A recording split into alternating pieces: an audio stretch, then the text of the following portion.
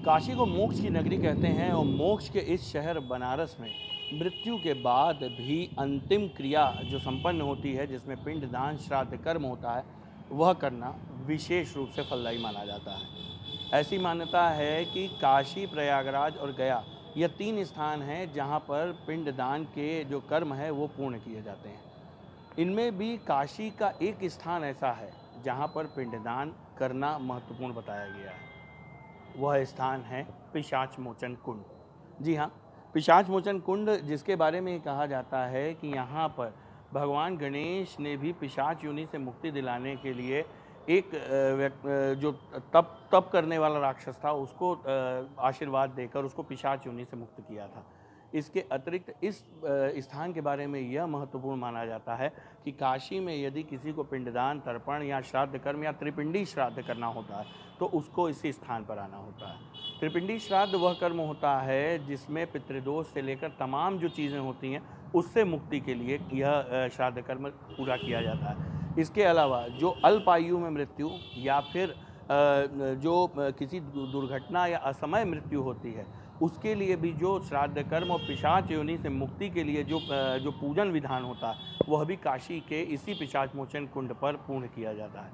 सबसे बड़ी बात यह है कि शिव पुराण समेत कई अन्य पुराणों में इस कुंड का जिक्र है और ये अपने आप में बेहद महत्वपूर्ण है। 29 सितंबर से शुरू हो रहे पितृपक्ष में 15 दिनों का जो ये पखवाड़ा होता है उसमें इस स्थान पर देश दुनिया के कोने कोने से लोगों का आना होता है और लोग जो अपने पूर्वज या अपने जो लोग हाल ही में जिनकी मृत्यु हुई होती है उनके श्राद्ध कर्म और तर्पण की प्रक्रिया को पूरा करके उन्हें पिशाच योनि से मुक्ति दिलाने के लिए यहाँ पर विशेष अनुष्ठान करते हैं।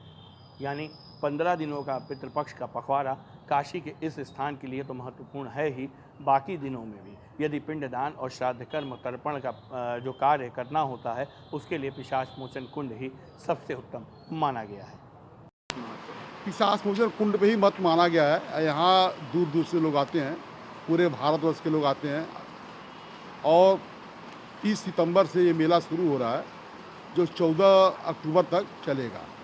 तो पिशाच मोचन कुंड क्यों काशी में महत्वपूर्ण है? यहाँ पे तो काशी में कहा जाता है कि गंगा घाट भी हैं, यहाँ पर भी हो सकता है। नहीं, पौराणिक मान्यता के अनुसार ये बहुत पुराना कुंड है और यहाँ श्री गणेशा सीरियल अगर आप देखे होंगे, यहाँ गणेश और कार्तिक खुद आए हैं और यहाँ ही मुक्ति मिलती है पितरों की।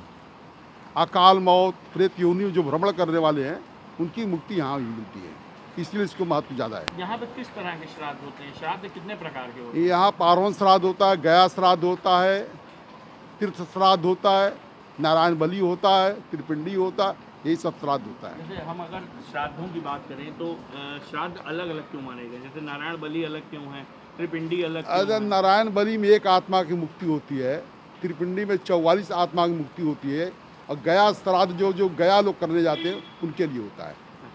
और कहा जाता है कि गया मेन श्राद्ध माना गया है, काशी क्यों माना गया? पहले प्रयाग मुंडे काशी पिंडे गया दंडे, पहले काशी में ही पिंड होगा। काशी में पिंड करने से जो पितृ प्रेत बाधा में है उनकी मुक्ति मिल जाती है, तब गया जाते हैं। गया खाली पितर जाते हैं, प्रेत नहीं जाते हैं। मतलब ये स्थान प्रेतों के लिए? हाँ हाँ। कहा जाता है कि पिशाच योनि से मुक्ति के लिए यहाँ पर, हाँ, कि अकाल मृत्यु वगैरह के लिए क्या? हाँ, अकाल मृत्यु के लिए, आगी का जला, फांसी लगा हुआ, एक्सीडेंट मारा, माने किसी तरीके से अकाल मौत हो तो उसकी मुक्ति के लिए यहाँ है। वाराणसी से कैमरा में मनोज के साथ मैं गोपाल मिश्र, PTV भारत।